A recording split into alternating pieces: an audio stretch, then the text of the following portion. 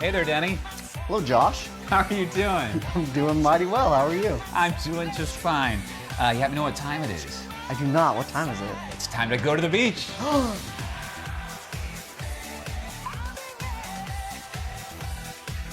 Welcome to Hot Red Shorts, a gay watch of Baywatch.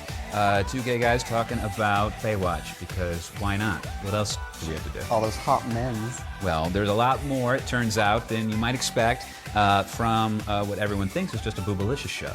It's actually got candy for everybody. So yeah, today we're going to talk about Baywatch Season 5, Episode 14, Homecoming. Now, you could get fucked up here because there's actually 2 episodes of Baywatch named Homecoming. Really? Yes, because Baywatch is nothing if not original and clear and well thought out. But that's not till Season 8. Oh, so, wow, that's really far away. so we don't have to worry about it. Now, this episode first aired on February 11th, 1995. And for some context clues, for some color, here's some things that were happening in the wider pop culture world at the time. TLC had the #1 song with Creep, your personal theme song. Yes. Although I think my favorite song of theirs is Waterfall. It's the same album. Yeah. Right? Crazy, Sexy, Cool. I had that. The #1 movie at the box office was Legends of the Fall. I've never seen that. It's really boring. It's a Brad Pitt movie, and basically it just proves that it sucks to have a hotter brother. All the women fall in love with him, and one of the brothers dies, and then another brother, blah, blah, blah. It's one of those movies. But anyway, on February 2nd, earlier in this month, Donald Pleasance, he played Dr. Loomis from the Halloween movie franchise. He died at the age of 75. Oh. Yeah, was that, he was in the second one? he was in 5 of them. Oh. He was in the first, second, not the third, because the third one is actually the only one without Michael Myers, and then he was in the next 3. Was he like the psychiatrist for Michael, or? Exactly, Oh, okay. yeah. He was the doctor from the hospital that chased Michael throughout all of the movies. So he got recast in the newer movies as Malcolm McDowell, I think, or something, but I haven't seen the new ones. But also, the author of The Talented Mr. Ripley and its many sequels, Patricia Highsmith, she died at the age of 74. Never saw that movie. It's a great movie. The first one's really good. The ones after that don't have Matt Damon, so they're not. I didn't even know there were sequels to it. Yeah. One of them has John Malkovich playing Mr. Ripley, which is apparently a lot more in line with the character in the book, but I don't want to think him as anything other than young Matt Damon, personally. So this month, Shania Twain released The Woman in Me, her first big hit album. Really? Yeah, she had an album before that, but it was only on the country charts, didn't do that well. But this one is the one that exploded. Do you know, are you a fan of Shania Twain? I know the songs. Which one am I thinking of? This album had Whose Bed Have Your Boots Been Under? I don't think I know that one, to be honest. Yeah, but I don't think it's the one that you're thinking about, which is Is she the one Damn, that I said, Feel Like a Woman. Yes. That's her. Is she also the one that said, like, I'm a bitch, I'm a... No, it's not Shania Twain? No, that's someone else entirely. Oh, okay. But they look kind of alike. So, also this month, Riverdance. You remember that? It was the Irish dance thing. Uh-huh. It was it first opened in Dublin in February of 1995, and it would annoy the entire world for about a year, and then everybody would forget about it. It was so popular for, like, a hot second. It was like the Chanting Monks album. Oh, I loved that. Yeah.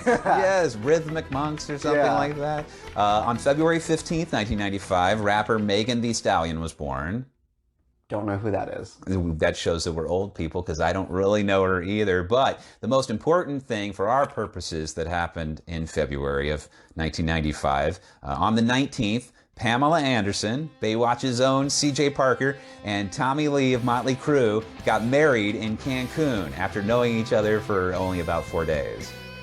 Wow. Okay, so now, is this the famous trip where they filmed that sex tape on? No, they did not. I don't think they filmed the sex tape when they actually first met. The Pam and Tommy show is compressing the timeline a lot, and it actually took a few years between when the sex tape was, I think, made and then released and then got big. But I don't think they filmed it when they first met. Okay. But then again, they could have been filming the whole time. Because it was on a boat somewhere, so I figured, if they're in on some sort of vacation. That's a good point. I think they were already married, though. I mean, we can review the footage and see if they're wearing rings to see. So True. Now the marriage, though, even though they'd only known each other for 4 days when they got married, it lasted for around 3 years, and they had 2 kids together. So, and as far as I know, they still talk. I would assume so. Yeah, I think so. But tonight on television at Melrose Place, Sydney is convinced to go to a desert retreat, but it turns out to be a religious sex cult. Oh, that sounds like a good time. Did you ever watch Melrose Place? I did, but I was fairly young when it came out, and I mostly watched with my sister, so I didn't really comprehend most of the stuff that was going on. I watched it off and on with my family, and it was really my dad's show more than anything. But Sydney, I absolutely remember, she was the redhead bitch younger sister that caused all the major drama. Marcia Cross? No, Marcia Cross was the insane doctor colleague that Michael slept with, and that she ended up blowing up Melrose Place at the end of one of the seasons. Great show. Yes. But then finally, on a very special Fresh Prince of Bel-Air, Will and Carlton are robbed at an ATM. I'm laying up in this hospital an inch away from being paralyzed. You don't think I want to get up out this bed and go catch that? It's not gonna happen again, not to me. Carlton, I understand that you're scared, man. But the world can be a scary place. You just gotta learn how to deal with it, all right? Yeah, well, I found my way. That's not you, man. That's them. Sure. I never watched Fresh Prince of Bel-Air, to be honest. Never? It just was not my show. Wow. Well, this one I remember in particular because very special episodes were, of course, some of my favorites. For our Baywatch Basics today, we have a very, very small cast of lifeguards. Even though the opening credits tease we're going to see Cody, he doesn't show up, or CJ. We don't see Numi either, do we? We don't see any bit of Numi, though IMDb lies and says that he's in the episode. I made sure to check. He's not in it. You don't see an inch Not even of like him. a background? No. At the end, when they're all together, I made sure to, no, he's not there. But we got Mitch, we have Stephanie and Caroline, who actually I just found out for the first time are sisters. Did not know that either. Garner, of course, our favorite beach cop, and then a few guest stars that we'll get to as we go along. So let's start.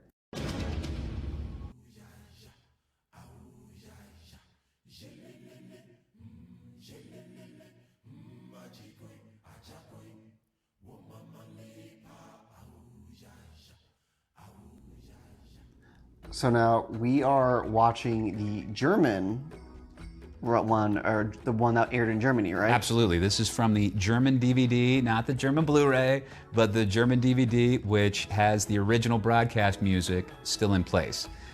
So what we come on to is some vaguely Polynesian music, right? Which Yes. means we must be somewhere exotic. Yes, that's exactly what I thought, because we have Stephanie and her boy toy Riley snorkeling in coral. We see tropical fish.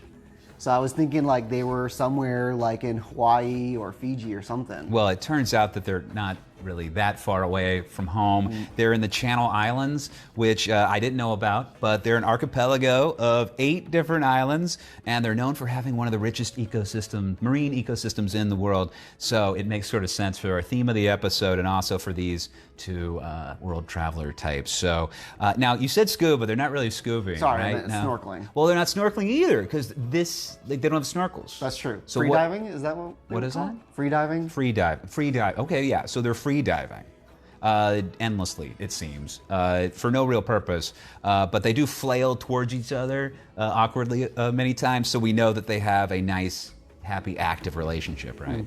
Some hand holding and Yeah, whatever. embracing underwater. Whatever you do. This montage I did record at 2.5 minutes. Wow. Yeah. Wow. That is not the longest we're going to experience, but, they're there now. This Riley guy, I didn't know anything about him. I don't know a ton about the guest stars, but he actually was in 5 different episodes, only 4 as Riley. So he's one of those actors that they brought back. They're like, oh, we like you, and they brought him back for another role, Riley. Okay. Yeah. They And did that a lot in Golden Girls. oh, tons. And not just Golden Girls, anything pre-internet, or even pre, like, super reruns. Because you could do it, no one would notice. Right. I used to love that thing, character actors and the things. But this Riley, I kept calling him Ridley over and over. All throughout my notes, it was Ridley. And then I got to the end and I was like, who the fuck is Ridley? So, that's what Find and Replace is for. So we transition our scene, fade out to Baywatch Central. Baywatch headquarters. Where Mitch, he's just getting to work, and Caroline is staring longingly out into the sea. She starts bitching to Mitch that her sister is gone having fun. And she's so bitter, right? Yeah, this was before I realized that they were sisters. I just thought it was weird that she was like missing Stephanie so much. I definitely thought it was creepy. I had no suspicion they were sisters either, but they did confirm it in this scene. But for Christ's sake, she's like, how much more adventure does she need? Yeah, let her go on a vacation, Jesus. Exactly. I'm pretty sure that Stephanie, this is the thing, I've watched a lot of Baywatch. I don't remember them being sisters, but that sort of indicates that they probably don't have a very close relationship, or we don't see them interact in that sort of way very often. But my point with that is, I don't think Stephanie would trip out if her sister was off trying to have fun, or with a man, maybe building a future. So, fuck her. Now, are they like full-blood sisters or like half-sisters? That we'll have to discover across our adventure with Baywatch now. She's freaking out, but Mitch, as always, calms the situation. He assures her that Stephanie will be back by 10 o'clock tomorrow. But, as to how Mitch knows all this information about Stephanie, Caroline's sister, but Caroline doesn't know, She called me. there's multiple implications. Right. First is that Mitch is a fucking creep, which we're going to find out in this episode. This episode, he was so, I feel like, out of character. It was just very strange. Like, he was just there, a total agent of chaos, and no other, a whirling dervish trying to knock everybody over and fuck shit up. And he had, he does save the day, but it is Mitch. But okay, the other option is that Stephanie doesn't want Caroline to know her fucking details. And so that's why Caroline has no idea when her sister's coming home, or, what's going on with her, and possibly also why she's pissed off, because she might be just a crazy bitch. Right. So, but that'll remain to be seen. I do like Yasmin Bleeth, and I have liked the Caroline character, so maybe this is just a weird aberration. But Maybe they just needed it to clarify when Stephanie was supposed to be home. Possibly. So we cut back to Stephanie and Riley as they're frolicking on the beach. Yes. This time they do have snorkels and those knives strapped to their legs that like Navy SEALs and Bond chicks wear. They always look really neat, but I would never want to be in a place where I need a calf knife. Right.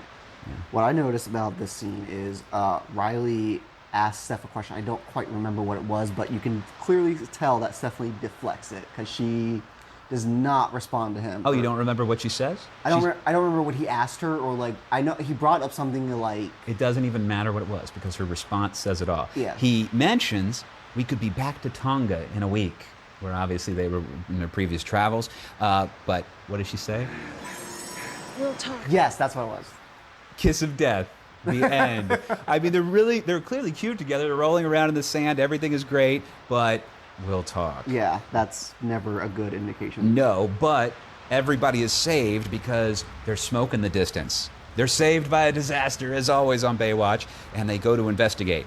So a bit up the beach, they find a small fishing boat on fire. Now, Riley looks really good right here. I didn't really get a good look at him in the water before, but here... And when he first came out, he had like sand all in his hair, and it looked really odd. Yeah, he had that gross beach guy look, which, we've been around too much. But here, he actually looked a little bit like Josh Brolin. Yes. Just like with a much bigger head of hair. So anyway, the flaming boat's occupant, she introduces herself as Carol Whitman. And that was Coral. Yes, it is Coral. It is Coral Whitman. It is Coral Whitman. Coral.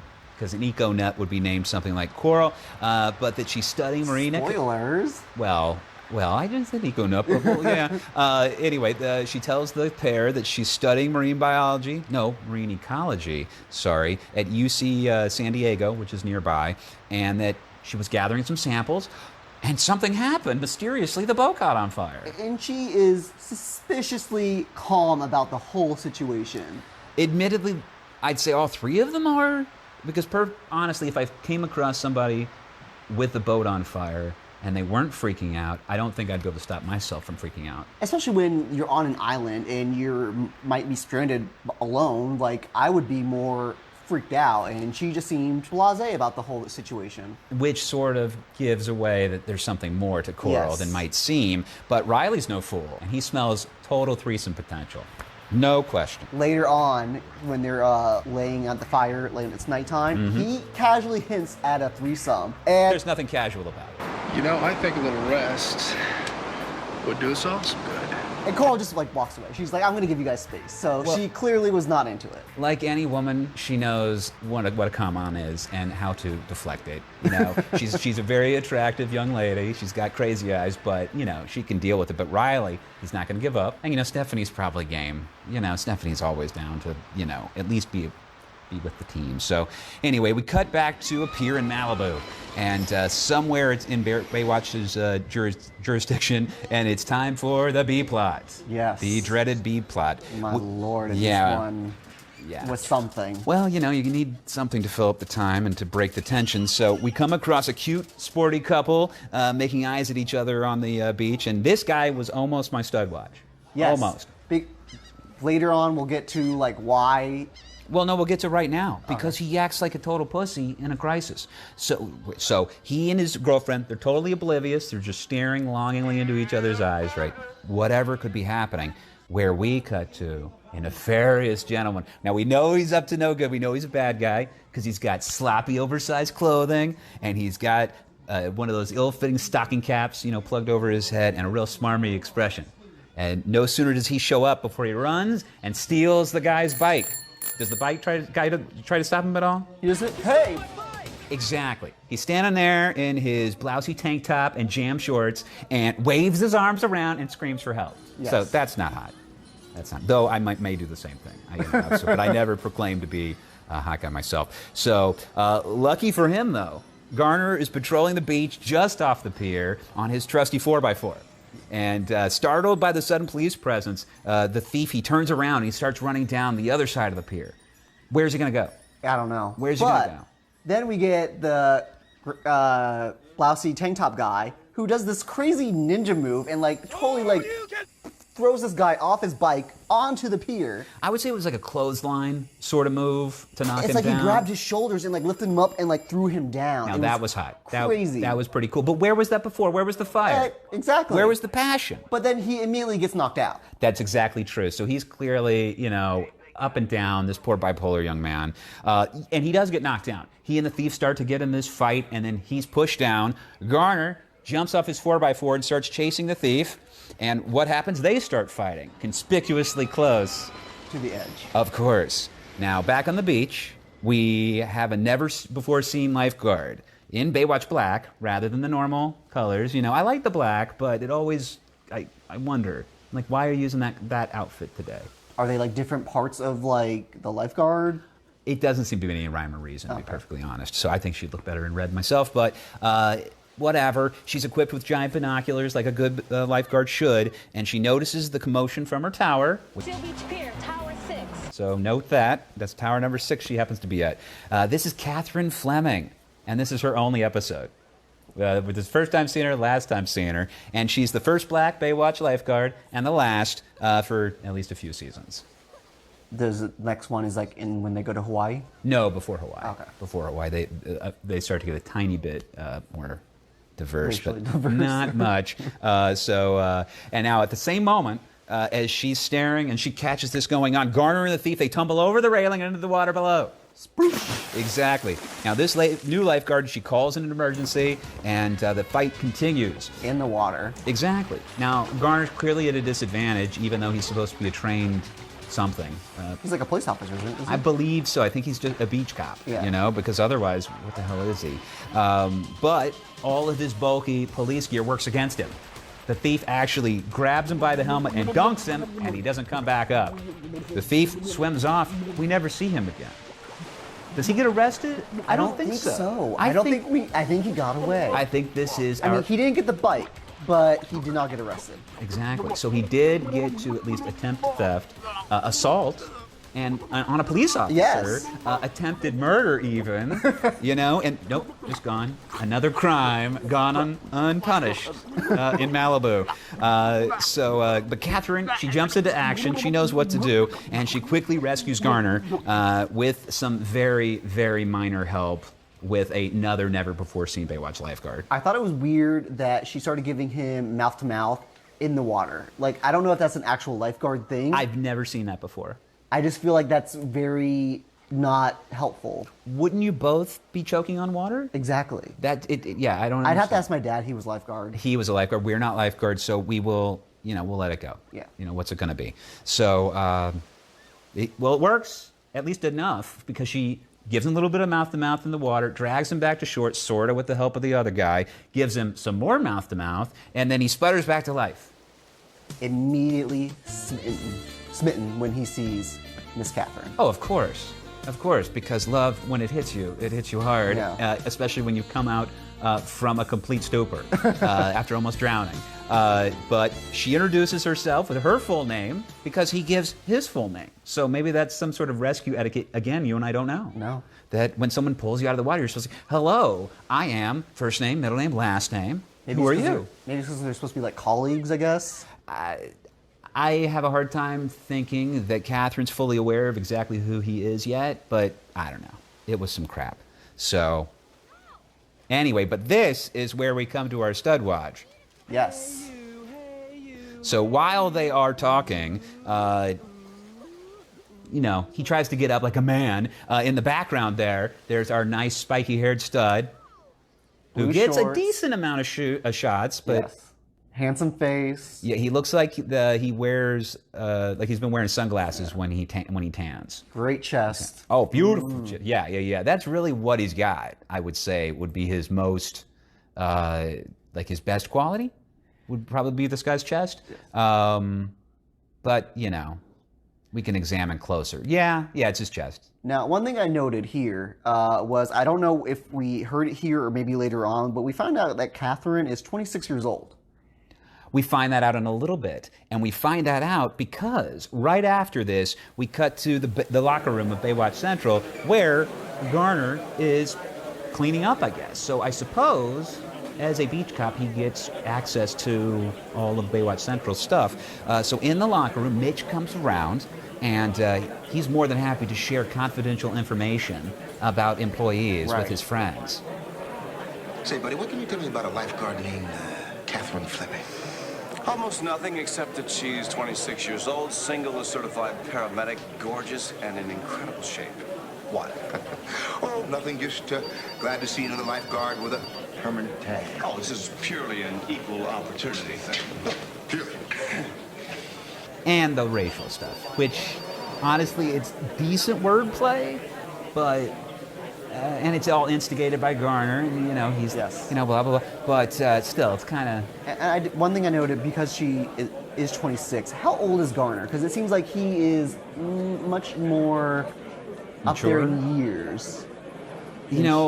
I would assume that he was older, but 26 to me says basically free reign up until, like, you're a geezer.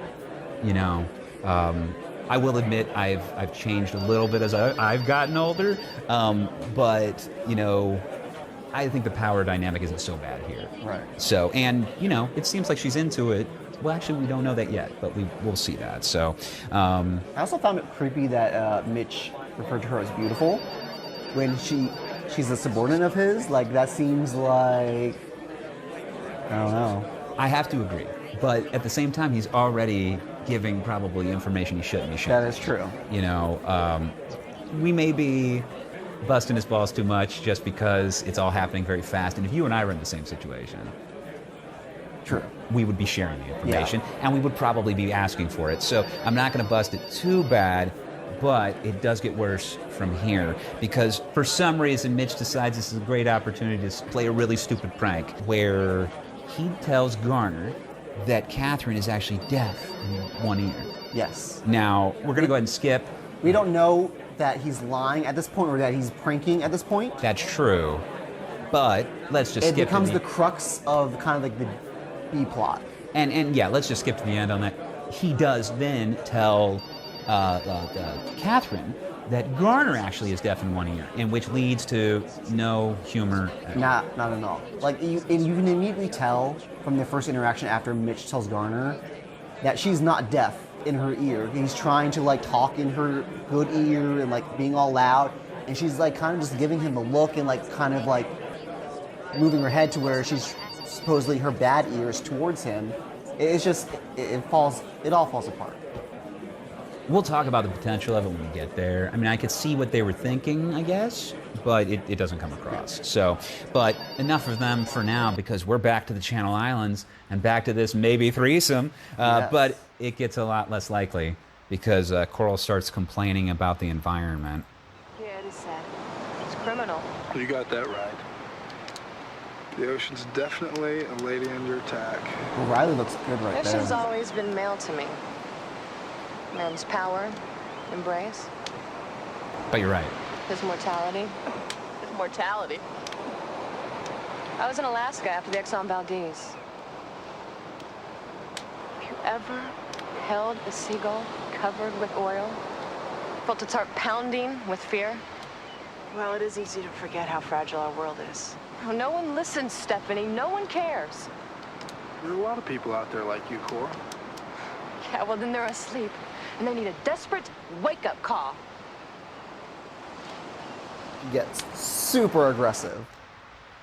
Sanctimonious, I think, is the right term, or just cunty, to be perfectly honest. She's clearly a privileged young woman who, she's taking trips to Alaska. And okay, so are you familiar with the Exxon Valdez? Let's do a little bit of history. It's already the largest oil spill in U.S. history. The tanker Exxon Valdez, gouged by a reef, more than 8.5 million gallons, poured into Prince William Sound, a prime fishing and recreation area. The Coast Guard says the 987-foot Exxon Valdez was in an area off limits to tankers when it hit a chartered reef, rupturing several cargo tanks. The supertanker, bound for Long Beach, California, ran aground about 22 miles south of Valdez early Friday morning after loading a cargo of 1.25 million barrels from the Alaska pipeline. Oil poured into the Sound at the rate of 20,000 gallons an hour for 12 hours. Exxon acknowledges that the Valdez detoured into treacherous waters. The Coast Guard says the captain was trying to avoid large chunks of ice known as growlers that come from the nearby Columbia Glacier. The spill closed the port of Valdez, which pumps 2 million barrels a day, 1/4 of America's domestic crude output. Alaska is assessing what environmental impact the spill could have on Prince William Sound, and the accident is providing a rallying point for conservation groups in the lower 48 opposed to oil drilling in the Arctic National Wildlife Refuge. Environmentalists urging Congress not to approve President Bush's recent decision to allow exploration but not extraction. Asked what the accident will cost the company, one executive said, "It won't be cheap." Don Lennox, CNN reporting. So it was a big giant deal at the time. It got a lot of attention until it didn't. It faded away just like everything else. And then eventually there was another oil spill. But it did lead to an act of Congress that increased, what did it do? Added a clause that prohibits any vessel that after March 22nd, 1989 has caused an oil spill of more than 1 million gallons in any marine area from operating in Prince William Sound. So Captain Hindsight. Yeah, exactly. Isn't that great? But as I'm reading this, it's actually saying a tanker that has already had a spill can't go back there. How about a tanker that's already had a spill ain't being a tanker? Now, obviously, we're revealing our ignorance about this. We don't know anything at all. But I do remember, as she says, lots of images of people holding oily animals, and it was very sad. Yes, it was. It was very sad. Now, I was not moved to mania like our lovely Coral, but, you know, throughout this conversation, we can practically see Riley's hard-on just deflating, and Stephanie just fights futile-lessly. That's not a word, but, you know. I get it. I get what you're saying. Yeah, but and this is where we go to our first commercial break. So grab your credit card and pick up the phone for maximum satisfaction. Save almost 70% on Entertainment Weekly and get the Maximum Dance CDs absolutely free. Now back at Baywatch Central, Garner successfully asks out Catherine, though it's not as if she needs any prodding at all. I don't ordinarily eat meat, but I might make an exception tonight. I'll meet you in the parking lot in about 5 minutes, okay? Now, Not subtle at all. subtle. I mean, that she might as well just drop to her knees right there, right? That's precisely what she's. Meet me out. What? I don't eat meat, but I'll make an exception. Meet me outside or whatever. Like what's going on? Like, don't get me wrong. Power to her. Go, sister, girl power, whatever. Enjoy your sexual freedom. Get that dick. But you know, the way that she treats him later, though, we'll get to that. We'll get to that. Now, this is where they kind of do their physical comedy, quote unquote. With the ear and talking in the right ear and all that sort of stuff. It's not even slightly funny. No. They can't pull it off. That's the problem, I think. I don't know if it's both of them or one or the other of them, but they don't personally, I don't think they have any chemistry. No. For one, I'm not buying that they actually have an attraction. And then number two, it's not funny. Why are neither of you funny? Whatever. Enough of that bullshit. So we go back to Stephanie's romantic vacation, but the tone quickly turns serious. Riley is back to commitment talk. Commitment. Commitment. Now he wants to keep traveling the world, but Stephanie, you know, she can't give up the beach. No, she is dedicated. I just love the action on the beach. And I love you. Look, I know you have questions about us, but love isn't just two people looking at each other's stuff. It's two people looking in the same direction. I mean, there's a whole world out there waiting, and it's waiting just for us. Riley, I'm just asking you to consider it.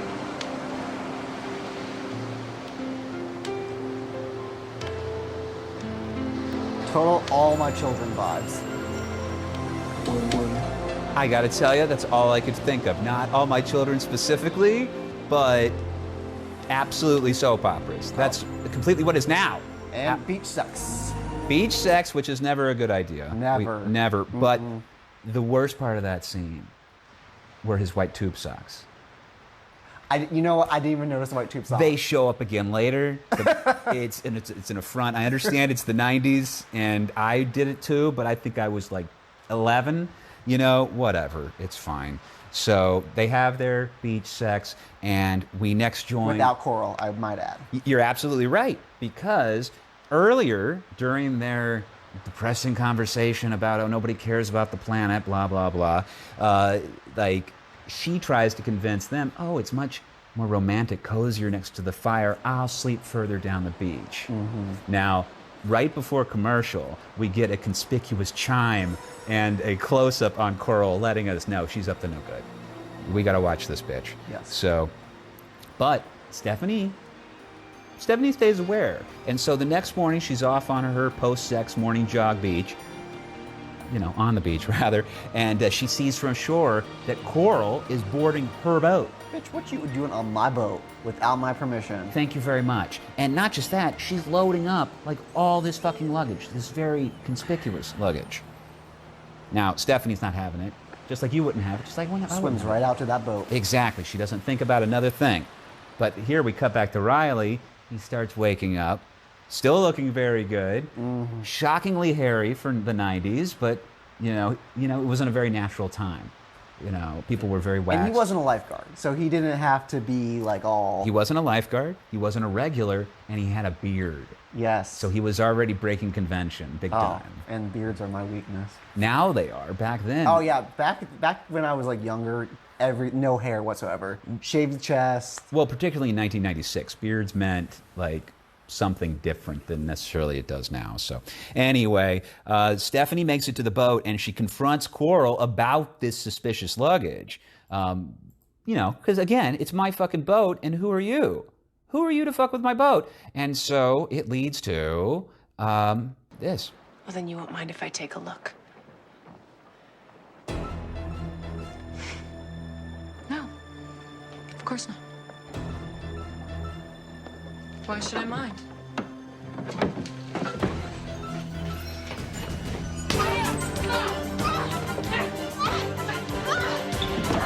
A fantastic cat fight. Yes. Talk about All My Children. Now we're in like Melrose Place, Dynasty. Yes. Yes. But I will give Stephanie credit. She was ready for that bash on the back of the head with that wrench. Oh, absolutely. She blocked that shit and... But we know why Stephanie was prepared. Yes. Because she suffers for our sins. Yes. For all of our sins. For the rest of Baywatch to prosper, she must suffer. And so, even though she puts up a good fight for a little while, even though she was prepared, she gets the shit beat out of her. Yes. Thrown around the cabin of Head the boat. bashed into a pole right there. Yes. Repeatedly. Yes. Not just once, not just twice, but repeatedly. Coral wins the day with a roundhouse kick. And Stephanie is knocked out. For our audience, before the cat fight started, Stephanie, when she was looking through Coral's stuff, she noticed she found explosives. Explosives? And how do we know they were explosive? Since no one mentioned the word explosive, there are nice giant orange triangle stickers on the packages that say explosives. Yeah, so it's great. And now, meanwhile, Stephanie's posted arrival time that Mitch was so aware of comes and goes. And this doesn't sit well with Mitch because... She's 2 hours late. I mean, I set my watch by this woman. Something's wrong. Set my watch by this woman. He is obsessed with Stephanie.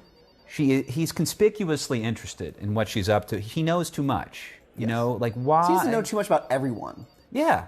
I mean, granted, he is, I guess, the boss. While that's true, doesn't he have a life of his own? Like, where's Hobie during all of this?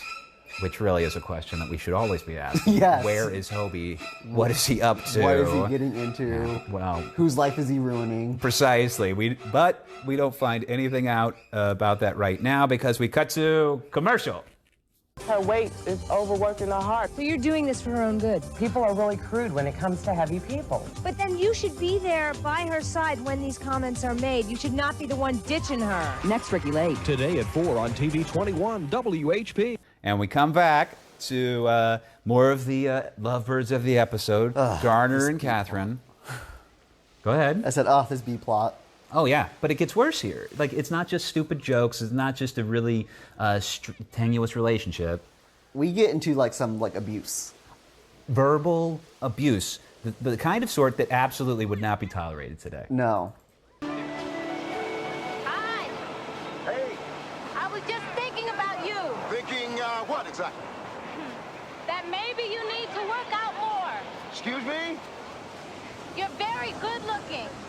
But, you don't want to get too soft. Basically just called him fat. My lady, I will have you know this body can lift more weight than any muscle man you can dig up. Oh. Great upper body. But what about this? What's the matter? You can't get away? Who the hell are you? I didn't mean to embarrass you. Pinching his rolls. You just met me yesterday. Yes. Then why do you cover it up? Because I like to eat. It's one of life's great pleasures. It's not the best. What is the best? If you get in shape, maybe you'll find out. Full on negging works, apparently, for Garner. You know negging works for most people. Yourself included. It's worked on me. I've used it before. We've all been there. We've all done that. You've negged someone before? Yeah. I've never negged someone before. Well, no wonder you're single. Uh-oh! I'm sorry. But anyway, even though she is a major bitch, I am not a maniac. Garner's still into it because, I mean, she's throwing it out there. Yes. You know, I mean, she basically just offered him a blowjob in the previous scene. Precisely. So if we just operate under help, what we don't see could have happened. She's already sucked him off the first time that he's asked her out, and now meeting her on the beach for what ostensibly becomes a date. She's already saying, "Hey, if you drop some pounds, I'll fuck you." Right. But what a horrible way to say it. Mm-hmm. And you don't know me, bitch. Don't talk about my weight. Grabs his stomach. You're not fat. You're big boned. That's what I said. Well, whatever. Because we can't worry about that right now because we need to get into the second montage of our episode. How long's your break? An hour? Come with me. Where are we going? To get out of these clothes and experience real pleasure. Oh, and I guess this whole montage is supposed to take place within an hour's time. Because she just said her break's an hour long. I didn't even think about that. We have got to do an extensive cataloging of the timeline in this series because maybe there's a time warp. You know, maybe this exists in sort of the Twilight. Well, we're going to find out it is the Twilight Zone. It's not reality where Baywatch is. But we are treated to some, again, weirdly exotic music, vaguely foreign, but it transitions into some pretty typical 90s rock vocals. So anyway, Garner has invited Catherine on what looks like a pretty boring motorcycle ride. Up the coast. Up the coast because, hey, let's go to another beach. Right. You're not on the beach enough. Let's go to the fucking beach. And then walking on the beach in leather. Well, you just were on the motorcycle. Don't I you know, if but still, like... You can't ride a motorcycle if you don't have a leather jacket, Danny. Leave the jacket on the motorcycle. Well, you know, they looked cool, but that's another thing that's very strange. They're wearing a lot of black for the beach. Yes. But anyway, it's your typical romance montage. Them walking, them kissing slowly, fading to the water, on and on. Boring, boring, boring. Again, who This cares? montage was clocked in about 1 minute and 36 seconds, which felt like it was much longer. And why? Because it's boring. Right. Now, I would say it's boring for multiple reasons. The music shifts like halfway through from like that sort of Indian sitar music to like a lame 90s generic song. That hurts it. The fact that Catherine is such a bitch, I don't like her. No. I don't want to see her. I don't want her happy. She's calling poor Garner fat. And even if he is, admittedly, he is thicker than anybody else on Baywatch, but not in a bad way by any means. No. At all. And talking about why he covers himself up. Bitch, people don't have to be like naked everywhere they go. I mean, I would prefer them to be, but you know, whatever. Yeah, that's true. Maybe you and Catherine should hang out then, you know. Then again, she's... I wouldn't outright call someone fat and make them feel bad about themselves. But she would. Yes, she would. She would tear you right down. So, but whatever. After this, we fade back to Mitch in his office, but he's upset. No thoughts of pranks are on his mind, but he asks the latest switchboard operator if there's been any word from Stephanie. But no, there's none. And this guy, did you clock him? He's pretty cute too. I did not. I was actually probably more focused on Riley this episode. Okay, I understand that. Well, I watched it like I said, 3 or 4 or 5 times. But he's very cute. He sort of looks like Tate Donovan. You know Tate Donovan? Yeah. But also mixed with Nestor Carbonell. I do not know who that is. Okay, did you ever watch Suddenly Susan? I did not. I've heard of it. Okay, did you watch Lost? No. Okay, I'll show you later. Okay. He's a very, very handsome, swarthy sort of gentleman. But anyway, Mitch immediately gets on the radio, and he somehow contacts Stephanie's ship directly. Maybe I don't know how radios work, but I thought there were like bands. Like a band of basic numbers or whatever that you can choose from. You have to like roll along that or be tuned to a specific one. So that's how I thought they were. Right, but apparently Stephanie never changes her station or whatever it might be, and Mitch is able to get through. Maybe again, this is another indication that Mitch is a creep, that he is keeping tabs on everyone in inappropriate sort of like Homeland Security type ways. It's gonna be like the Norman Bates of Baywatch. I think he's too outgoing to be Norman Bates, but he's definitely going to have some sort of spectacular crime of deviancy that involves all the people around him. But the good thing is, it's here where we learn the name of Stephanie's boat. It's Baywatch headquarters. I'm trying to reach Lieutenant Stephanie Holden on the White Lady. Stephanie, do you read me? White Lady? Not even that White Lady? Okay, maybe I'm betraying both my age and the sort of partying I used to do, but when people referred to White Lady, it was Coke. So to refer to your boat that you travel the world as White Lady seems like you're wanting to have at least an officer of some agency visit you at least once or twice. That's true. And this was back in the 90s, which, I mean, I never really heard of that, but, you know, back then, that's probably what they did call it. White Lady. I mean, I'm sure, just like any other everything, it's got a million names or whatever, and maybe that was just my particular circle of scumbags that, you know, would play with that name, but whatever. Regardless, this wakes Stephanie up, because Mitch is, of course, a hero, but we find that her hands and feet are tied to that pole that she had her face smashed into a few Yes. times. Now Coral's there, just finishing tying her up. She scoffs at any sign that Stephanie might get out of it, and she shares, that that's it, that she's got her, And she goes to turn off the radio, and as she does, for some reason, she clicks the receiver to where she can communicate.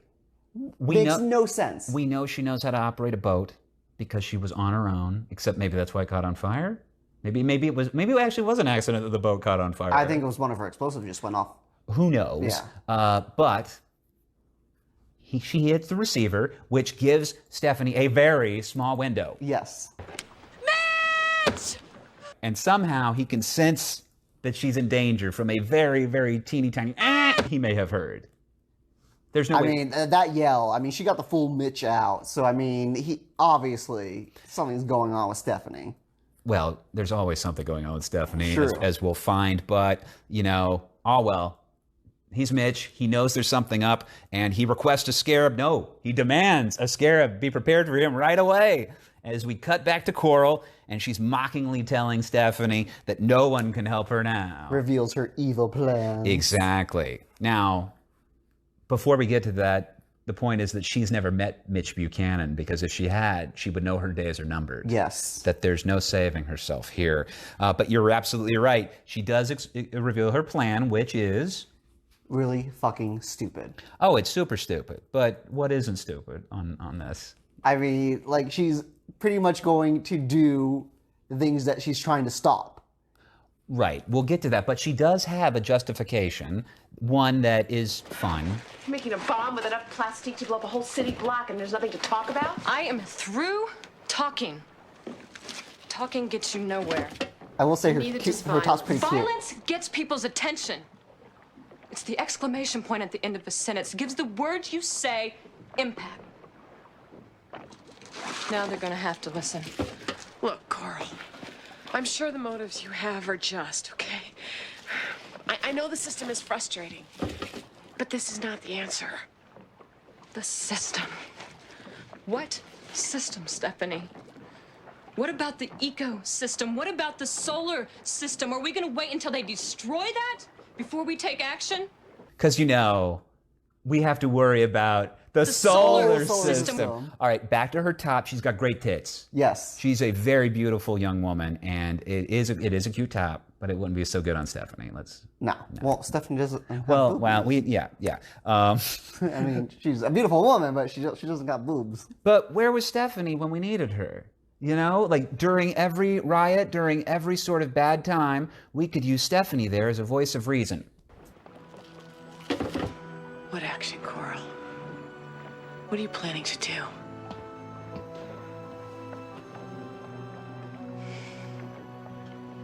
Show the greedy polluters of the world what one determined woman can do. And you or no one else is gonna stop me.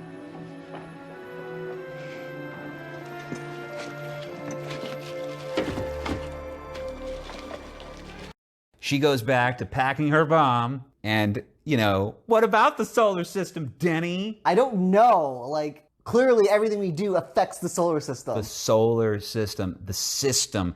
It is kind of prescient, not prescient of now, but it is funny how the same sort of arguments, though, are valid in some kind of ways. Obviously, she's a crazy nut, and this is a ridiculous storyline, and it doesn't matter. But, the 2 points are there. One person arguing on the side of we should let the system work, and there are methods to go through, and there's steps to go through. On the other hand, you have someone that's sick of waiting, that has seen that the system doesn't necessarily work in a way that is just to them. Right. But ultimately, it all points back to just she's a selfish little bitch. But even still, her plan makes no sense. She's going to blow up an oil rig and cause an oil spill when she's trying to fight against pollution. I don't get her thought process. Well, she's an eco nut, like I said before. So you don't really need anything. But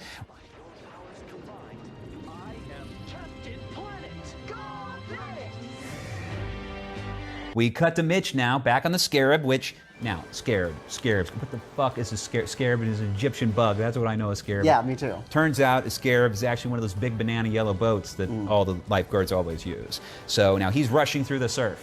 He knows that Stephanie was last on the Channel Islands, and there's 8 of them. I don't see how that narrows it down, but Riley's ahead of the curve and has lit Carol's boat back on fire.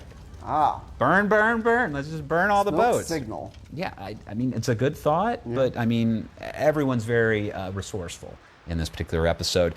Mitch meets up with Riley, who starts to explain the events of the past night, and that most likely... He found plans, the blueprints. Exactly, not blueprints, they were maps. Oh yes, maps of the Channel Islands. Yeah, well, they were not just the Channel Islands, like the whole coastline of California, I guess. And they were nautical maps, right? Yes. And they were all charred on the edges in a nice, fun Goonies type of way. And there was one thing with a red circle. Dun, dun, dun. Now, what is the red circle? Riley has no idea. He doesn't even really know what he's looking at. But Mitch always knows everything. Yes, so he does. Mitch knows that it's an oil platform. Not just an oil platform. That's the largest oil platform in Southern California. Ah. Yeah, so, but, dun, dun. So now back at Baywatch Central, we're back to the B plot, and Catherine is straddling Gardner, again, throwing it at him, but at the same time, she attempts to force one of those disgusting green drinks down his throat. Like right there. He's complaining, he's protesting. No, she's going to make him drink this. Why? Because she's a fat ass and she can't take it anymore. But I will say that it is right here that that both of them realize that Mitch has been fucking with them. Yes. I love matchmaking. So, at least it's over. At least we don't have to deal with the stupid deaf thing that never did anything anyway. Well, there's one more joke ending. Not over yet. That's true. We'll get there. So we cut back to Mitch and Riley on the Scarab, and the boys are discussing Stephanie. Because what do you want except for the 2 men in your life to talk about you behind your back as you're tied up in a boat about to explode? Yes. Well, granted, they don't know she's about to explode, but... That's true, but they know that she is... in trouble. Most likely in trouble, enough to scream, "Meh!" before her signal is cut off. But this is where Riley, he's sad. He's looking for a shoulder to cry on. Clearly Mitch knows everything about everybody, especially Stephanie. And, he's basically bitching that she's too independent. He knows that she's not going to go with him. Right. I mean, he hopes that she'll give up her life of a job and responsibility for his gallivanting, homeless lifestyle around the world. But, it is what it is. And the music starts to swell as we cut to the oil rig. Which I found the music, whenever they cut to the oil rig, really odd. Because it was such an upbeat music for something that they plan on blowing up. Or being in danger or at risk. Music cues on most shows, these older shows especially, they were from like a library, right? And so they would just pull out whatever would fit. And I'm sure, just like the B plot having absolutely no even thematic connection, nothing that tethers it to the A plot, nothing at all, because you'd have to give a thought to that. Somebody would have to give more thought to which music they choose. So it's not all bad. Like, some of it fits, but that happens a lot when... I've been watching Little House on the Prairie for a long time, you know that? Yes. And they'll have terrible, tragic episodes. Like, there's one episode called The Blizzard, where there's a blizzard and the kids get sent home early from school, and a whole bunch of them die walking home in the blizzard, right? Well, the episode ends, and what does it do? Dun-dun-na, dun-dun-dun-na. It's like the normal, cheerful music that's at the end of every single episode. And was it appropriate? Did it fit? Did it work? It didn't matter. The episode's over. It's now time to go on to the next thing. I just felt like this music in particular was very jarring. Yeah, I'd have to agree. But we now see Coral. She's gloating over her upcoming ecological disaster. She's happy that change is going to come after her attack. She's absolutely sure that after spilling however much oil that she's going to spill out of this oil rig that she's blowing up, that something will change. I have no idea. No, it doesn't make any sense. And Stephanie argues that she shouldn't be part of any sacrifice, but Coral argues about fate. This is your fate. Now, this is where I was questioning whether she caused the fire on her own boat, because she says that fate caused my boat to light on fire. Fate caused me to meet you people, and now fate brought you here. She's using it as an excuse to justify her means, but... I feel like her boat catching on fire was an accident, but it was serendipitous for Riley and Stephanie to be there Yeah, it was almost like it was scripted. Right. So, anyway, this is where she leaves. Fate, she leaves. Slowly rows away in a rowboat. Yes, but it leaves poor Stephanie behind in the belly of the boat with the bomb. And we zoom into the counter. It is 10 minutes. No. No? It's just a little over 8. I thought I wrote 10 minutes. Coral announced that she was going to set it for 10 minutes, or originally set it for 10 minutes, but by the time she was out of the room, 8 minutes. Gotcha. Dun, dun, dun. Commercial break. Brood Clear Gel Antiperspirants and Deodorants with click control. 3 clicks give you just the right amount you need for all-day protection. Because the last thing you want to do is lose your cool. Brut by Fabergé, the essence of man. Now we return to the waters around the oil rig. Now this is where Coral, she actually hasn't rowed away yet because she needs to set the boat to go to a specific heading. All right, she sabotages the boat to where it can't turn. Right, which I've sailed before. It's been a really long time, but a couple things I do know. It's really very, very difficult to do on your own. It's already complicated to have to do all the different riggings and all the different shit you have to do when you have a team or another person with you. On your own, I don't know how she did it other than, of course, TV magic, or how she was capable of sabotaging it while it was still capable of, heading in the same direction. But there's a lot of things us landlubbers don't know. And I know nothing about sailing. I mean, well, clearly Coral does. Yes. She's high in the sea. So below deck, we find Stephanie. She's able to get her feet free, but not her hands. And the clock keeps ticking down. Beep, beep, beep. Now, we cut back to Mitch, and something that I wanted to say before. So when Mitch was first on the Scarab, finding his way to Riley on the Channel Islands, he was fully clothed. When he met Riley on the beach, his shirt was off. Yes. Now, back on the Scarab with Riley, everyone has all their clothes back on. Ah, boring. Yeah, precisely. But these are the sorts of things that we'll learn to pay attention to more closely. And Mitch and Riley together on the Scarab, they spy the White Lady. Not Stephanie, but her boat. This is when Coral starts to row away. Yes. The slowest row I've ever seen. Yes, slowest getaway. Yeah. I mean, how fast can you go when you're rowing? Well, there is that, but I think you might try to pick up the pace a bit if you had just set a bomb to explode on the boat you are fleeing. Yes. Plus, you didn't just do that. There's an oil rig that you're trying to explode as well. But she also doesn't realize that Mitch is hot on her tail. No, that's true. But even as I just say it, even like an oil rig exploding, I think that you'd probably have to be significantly far away to not feel at least like something fucked up. Yes. Or get some sort of fumes or something that's going to probably damage you in some sort of way. And Stephanie did say that there was enough explosives to blow up like a whole city. Well, there you go. Yeah. Then again, how does Stephanie know so much about explosives as well? We do know who knows about explosives. Yes. And that's Mitch, because he says, I know explosives. Not just do I know explosives, but we learn more about Mr. Buchanan. How bad is it? It's a nightmare. There's enough plastique in there to bring down a battleship. And this is the biggest detonator I have seen since I was a Navy SEAL. Okay. So we find out he used to be a Navy SEAL. I wonder if in previous episodes it has come up before. It must have. We're in the 5th season. It definitely has come up. But I will point out that those last 2 lines, were totally added in way after the fact. Like, they weren't recorded at the same time they recorded that scene. It was a total ADR thing, and they may have added in, like, they probably watched the final assembly, and were like, how the hell does Mitch know about bombs? Oh, wasn't he a Navy SEAL? Oh, we should throw that in there because I forgot, one of those sorts of things, covering their asses. But, now that we know now that we know that he's got all these skills, his transition to Baywatch Nights makes a lot more sense. Right. So. Which for our audience was a short-lived offshoot of Baywatch where he was a detective of paranormal activity. Not just him. Who also was with him? I forget who his partner was. Hello? L&B McBride Buchanan. Alphabetical. Hello? So Stephanie suggests just getting rid of the entire bomb as Mitch is slowly disassembling the thing, but he starts to find some anti-tampering devices in place. Yes.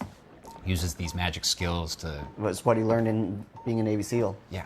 And you've seen the movie that just fell out of my head with Demi Moore, where she was the first female Navy SEAL. Oh, G.I. Jane. G.I. Jane, where she got $1 million. Wait, was that her or Sigourney Weaver? I believe she got $1 million to shave her head or something, and she looked badass in Yes, that. she did. Yeah, and speaking of gay, that's certainly not a gay man thing, but like I'm sure that sent women rubbing themselves to hell and back. So anyway, he sends Stephanie above deck because she's not going to be any help down there. But what she can do is maybe move the boat off of course so that if it's going to explode, at least it's not going to collide into the oil rig at the same time. But she discovers that Coral sabotaged the boat, so she can't turn it. Yes. So then they have Riley use the Scarab to push the boat off course. Exactly. And it was sort of like nudge it. Yeah. You know. Stephanie, meanwhile, she's not going to sit there. She's in a shrinking violet. She starts climbing the mast, and she's able to disconnect the mainsail. So at least that's going to slow it down. Yes. But we cut back to Mitch, and he's cut a red wire. The clock is still ticking. He cuts a black wire. We cut back to Stephanie. This is actually where she removes it. When we cut back to Mitch, he cuts another red wire. This whole time, the clock has been ticking down. So suspenseful. Incredibly suspenseful. It's almost as if, I don't know. So there's 15 seconds left at this point. There's one black wire remaining. Mitch squints, he grits his teeth, and he cuts the final wire with only 10 seconds left. Yes, 5 whole seconds went by during this time. Yes. Now, he's now separated the detonator from the explosive. Yes. So he takes it with 10 seconds left. Again, there are 10 seconds left. This part killed me because he, for some reason, goes to the top side of the boat and then goes to the middle of the boat so slowly to throw over the detonator overboard. Well, he had a whole 10 seconds left. You know, a whole 10 seconds, which we know is not a very long amount of time. But I would have gone to the nearest side of the boat and thrown it overboard. Well, admittedly, he was downstairs. Maybe it was volatile. Maybe he wasn't sure that it might explode in our house. You know, here's the thing, Danny. You need to remember, Mitch was a Navy SEAL. And have you ever served in any armed service? That's besides the point. Thank you. You know, you can take your expert knowledge back to Facebook, I feel sir. like that was just a ridiculous, slow-moving throwing of the explosive. Hey, look, we're on a classic television show. We're going to handle the bomb in a classic television fashion. It's going to have just enough time to tick down when we have 1 second left to chuck it into the air where it explodes. And Mitch has saved the day. Of course he has. Now, Stephanie climbs down. She joins both the boys in the Scarab, and they zoom off after Coral. Well, no, I don't think Stephanie likes Mitch like that. But I thought they did at one point. You know what? There's so much to learn. There is. We have so much to learn on this journey of ours. They do catch up to Coral. Still rowing away. Well, again, if you're rowing, like as slowly as she's rowing, you're not going to get very far very fast. But Mitch decides to neg her, refer to her as hazardous waste, and then... It's all over, Coral. It's over. They sort of just stare at her as we fade to black and to our final commercial break. Oh, I shouldn't. No, you shouldn't. Unhand that chocolate. Presenting new Three Musketeers miniatures with less than 1 gram of fat per piece. You're saved. Stay on chocolate, not on fat. We're back in Malibu, and it must be chilly because poor Riley is all by himself, sitting on the rocks near the water, long pants, flannel. Watching Stephanie reunite with her whole Baywatch team. And this is when he realizes that this is where Stephanie's heart is at. Oh. Not with him. He's a kicked puppy at this point, there's no question. Mm-hmm. It's very sad, though Stephanie looks very happy, Yeah. jubilant, in fact, to be with her friends and colleagues again. We don't recognize any of them, by the way, only Caroline, her sister, who is uncomfortably happy to see her. And again, she makes it clear, you're not to leave again. Oh, you better not go away again. Not anytime soon. Because I call the shots here. Well, God forbid that someone not be ready for Caroline when she needs them. And I understand that. People should be on my beck and call, and so, I do understand that need. But again, maybe we'll see more of that as we watch more episodes of the two of them together. But this is when Stephanie notices Riley down there sulking in the distance, and she does her duty. She goes down to the beach. They start to talk, and Riley is childishly jealous. He starts talking about the love that he noticed her getting from her fellow lifeguards, and this is when she picks it up on the bait and shares, you know, I love you too, but that it just won't work. It's not going to work out. It's a classic thing, and they decide they're on different paths. The music swells. We expect, again, more soap opera people to show up, and they kiss and hug for one final time. At least they split amicably. They did, but the pain is there on her face. I mean, clearly, you know, the guy is upset, Riley, but who cares about him? Poor Stephanie. I'll go with you, Riley. Exactly. You don't like traveling. I like traveling. I just don't like being outdoor traveling. Well, I'm pretty sure that would clash with Riley's lifestyle. Well, and he is 20-something years older now. So and I'm sorry, I do not want to camp on a beach. That is not my cup of tea. Clearly, Riley is not the man for Stephanie, and clearly he's not the man for you. So, but we go back to Caroline, who has been monitoring every bit of the activity on the beach, you know, creeping around like all the other creeps at Baywatch. Now Mitch appears, and Caroline fills him in on the dish about the latest going on, but they'll whisper. Stephanie told Riley that she's staying here. Pardon me? I said that Stephanie told Riley that she's gonna stay here. Seems really happy that her sister just broke up with her boyfriend. She's disgustingly happy. It's not a nice thing at all. No. But during this is when we discover that Garner and Catherine have decided to play the same prank. They have told Caroline that Mitch has sensitive ears after the explosion. And everyone has to talk quietly. That she didn't notice it before, come on. And it was so funny. Everyone got such a big laugh after this. Well, while they did get a big laugh, it does end in... They let the camera roll a little bit too long, and you hear Mitch just go, Even he was over it. Yes, exactly. But that does bring us to the end of our episode. Baywatch Season 5, Episode 14, Homecoming. Denny, what did you think? So there was some good parts. The whole B plot was just utterly annoying. We can throw it away. We can throw it away. It was cool that we finally had a black lifeguard, but it'd be better if she did something or was memorable or interesting, but I'm sorry, this is your time. Such a negging bitch. Yeah, there was no need for that. Please continue. You know, the Ego Terrace was an interesting plot. I feel like Coral's motivations or plan could have been more well thought out. That just seemed a little silly. And once again, poor Stephanie. Hostage situation. She always seems to be in trouble. So I'm going to have to give this episode 6 doomed relationships out of 10. So that seems fairly high. But then again, 6 out of 10 is not that high, Josh. That's 60%. That is failing. Yes. Well, it was not great. Discard the Garner stuff at all. He's fun, but that wasn't fun. And she was a bitch, and not a fun bitch. It'd be cool if she, again, had some sort of fun bite, but none of it came together. It was all stupid. Who cares? The only thing that really worked for me about everything was really the actors on the other side. So, like Stephanie, I always like. Riley was pretty charming and very attractive. Yes. And, you know, Coral sucked. She was an idiot, but she was electric.